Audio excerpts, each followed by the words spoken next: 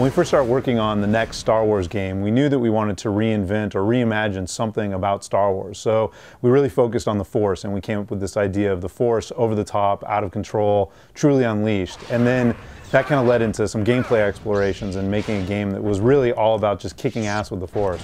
Every time you hit a button, you do something visceral and powerful, and it makes you feel like a over-the-top superhero.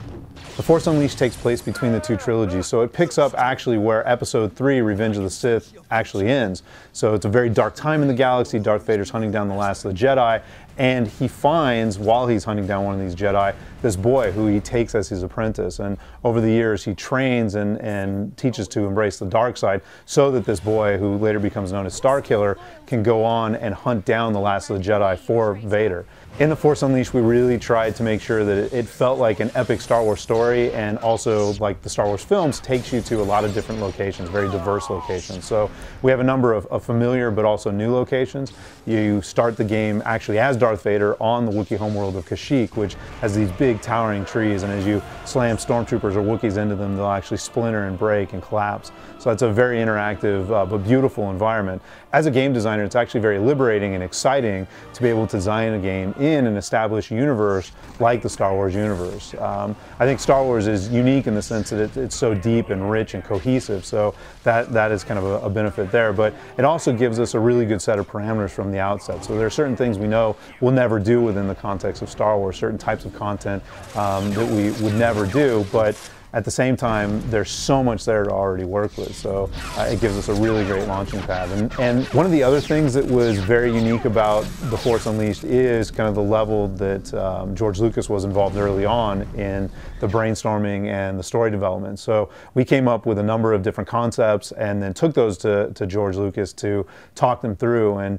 And through that process, we came upon the idea of setting the game between the two trilogies. And he gave us really kind of a history lesson of what was going on in that, or what is going on in that time period. You know, he told us this is what Darth Vader might be up to, this is what the Emperor is up to, these are the types of characters that you can use, here's who maybe is off limits, here's who I really think you should use. He really encouraged us to use the Emperor, for example. He encouraged us to create brand new characters, which was great.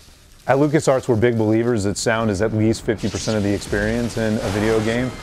We're really fortunate that we have access to a massive Skywalker sound library of Star Wars sound effects, but we also create a ton of sounds in-house, and then we work with the Foley artists up at Skywalker Sound to create new sounds as well. So we did full Foley sessions for all of our cinematics and for many of our big in-game moments as well. Another technology that we invested in heavily is called Euphoria, which is true biomechanical AI. It infuses all the characters you interact with in the environment with true AI that allows them to react to different things that you might do to them. So if you pick up a stormtrooper, he'll flail around. If you throw him, he'll try and protect his head. If you pick up a crate and throw it at him, he might try and duck out of the way. If you grab him, he might grab onto an object nearby or another character. It really just increases the sense that these are authentic characters, and it leads to a very unpredictable gameplay experience. When we were designing the game, we tried to make sure that every time you press a button, you were doing something that felt unleashed. But as you go through the game, we also have these big beats that, you know, get bigger in some cases. Moments like taking out an AT-ST and being able to lift it up and actually crush it and slam it into the ground, or take out a big Rancor monster. You know, you actually throw your lightsaber into his eye and then shock him silly. And then we also have a huge moment in the game which we've talked about a lot, but we haven't really shown because we want to keep it as a surprise when players actually play it. There is a moment in the game where you actually get to pull a Star Destroyer out of the sky and crash it onto a planet. The Force Unleashed comes out on September 16th, and we're actually really excited here at LucasArts because we are done with the game now, and it's Gold Master and in the box and ready to be shipped and on shelf. And I just can't wait for people to get their hands on it and start to find out what fans think of the story and what everybody thinks of the gameplay. And in the meantime, I'm going to Cancun to relax.